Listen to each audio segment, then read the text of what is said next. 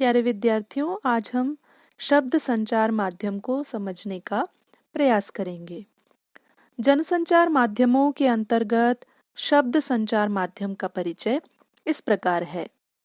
शब्द माध्यम का संबंध मुद्रित माध्यम से है। इसे अंग्रेजी में प्रिंट मीडिया कहते हैं। इसमें मुद्रित समाचार पत्र, पत्रिकाएं, पुस्तकें, जर्नल, पोस्टर आदि विविध प्रकार के मुद्रित माध्यम आते हैं।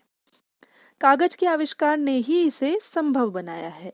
जब कागज का आविष्कार नहीं हुआ था, तब जैन और बौद्ध काल में पाषाण संदेशों को प्रमुख रूप से अपनाया गया था। मुद्रण का जन्म चीन में 868 ईस्वी में हुआ था। तब पहली पुस्तक चीनी मिट्टी से बने अक्षरों से प्रकाशित की गई थी। उसके बाद वहां मुद्रण के लिए ब्लॉक प्रक्रिया का प्रयोग भी किया गया था।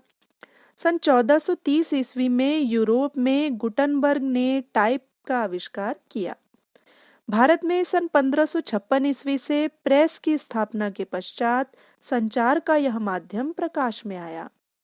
शब्द संचार का यह माध्यम अत्यधिक महत्वपूर्ण है और आज इसे इलेक्ट्रॉनिक माध्यमों के बाद भी किसी भी स्थिति में नकारना संभव नहीं है। मुद्रित शब्द का हृदय पर स्थायी प्रभाव पड़ता है। सर्वप्रथम समाचार पत्रों ने ही हमारे समाज को आधुनिक बनाया। सूचना प्रौद्योगिकी ने समाचार पत्रों में भी अत्यधिक परिवर्तन लाया। मुद्रण में जिस प्रकार क्रांतिकारी परिवर्तन आया है, उससे अब प्रेस की भूमिका अत्यधिक महत्वपूर्ण हो गई है। समाचार पत्र जनता की आवाज देश और दुनिया में पहुंचाने में प्रभावशाली भूमिका निभाते हैं। सभी समाचार पत्रों में कई प्रकार का साहित्य प्रकाशित किया जाता है। समसामयिक साहित्य ही नहीं, सृजनात्मक साहित्य भी प्रकाशित होता है। कविता, कहानी और समीक्षा दैनिक समाचार पत्रों के साप्ताहिक अंकों में प्रकाशित होते हैं। भारत में मुद्रित माध्यम के विकास की कहानी जिज्ञासाओं से भरी हुई है। जब पुर्तगालियों ने धार्मिक सामग्री के प्रचार प्रसार के लिए सन 1550 ईस्वी में गोवा में प्रेस की स्थापना की, तब से लगातार इस देश में प्रेस का विकास हुआ है। अनेक भाषाओं में लगातार यह विकास होता रहा।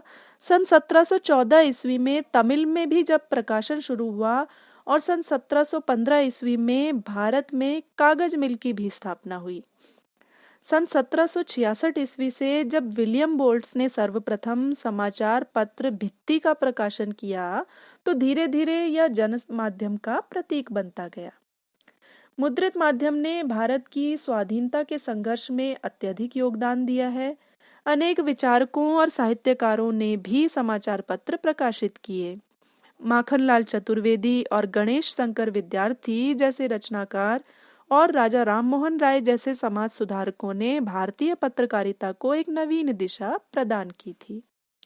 भारतीय प्रेस ने राष्ट्रवाद को व्यापक महत्व दिया था। 28 सितंबर 1861 ईस्वी से टाइम्स ऑफ इंडिया, 1865 ईस्वी से पायोनियर, 1878 ईस्वी से हिंदू और 1868 ईस्वी से अमृत बाजार पत्रिका का प्रकाशन शुरू हुआ था, जिसका आज भी व्यापक प्रभाव है। मुद्रित माध्यम के प्रभाव को बढ़ाने के लिए सन 1891 ईस्वी में पत्रकारों की पहली सभा कलकत्ता में हुई, जिसमें राष्ट्रीय प्रेस एसोसिएशन की स्थापना की गई थी। इसके बाद सन 1933 ईस्वी में यूनाइटेड प्रेस ऑफ इंडिया समाचार समिति का आरंभ हुआ। सन 1947 ईस्वी में प्रेस ट्रस्ट ऑफ इंडिया का पंजीकरण किया गया। 23 सितंबर 1951 ईस्वी को प्रथम प्रेस आयोग की और 29 मई सन 1978 ईस्वी को द्वितीय प्रेस आयोग की नियुक्ति हुई। आज अनेक समाचार पत्र, व्यावसायिक और साहित्यिक पत्र पत्रिकाएं प्रकाशित हो रही हैं। इलेक्ट्रॉनिक मीडिया की अनेक चुनौतियों के बावजूद भी प्रिंट मीडिया के प्रभाव में कोई भी कमी नहीं आई है। समाचार पत्रों ने कई प्रकार से अपनी प्रासंगिकता प्रमाणित की है। इस माध्यम का व्यापक रूप से फीचर, रिपोर्टाज, संपादकीय, विवरणात्मक लेख, साक्षात्कार आदि लिखकर प्रकाशित करने में उपयोग किया जाता रहा है। भारत के स्वतंत्रता आंदोलन में प्रताप, कर्मवीर, वीणा, चांद, माधुरी, मतवाला, सुधा, जागरण, हंस, विशाल भारत और हिंदू जैसे समाचार पत्रों का योगदान अविस्मरणीय है।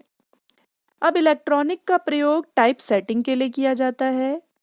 कंप्यूटर का प्रयोग भी प्रिंट मीडिया से जुड़ गया है। टेलीटेक्स्ट, वीडियो टेक्स्ट, डेस्कटॉप ने पत्रकारिता को बहुत सहायता दी है।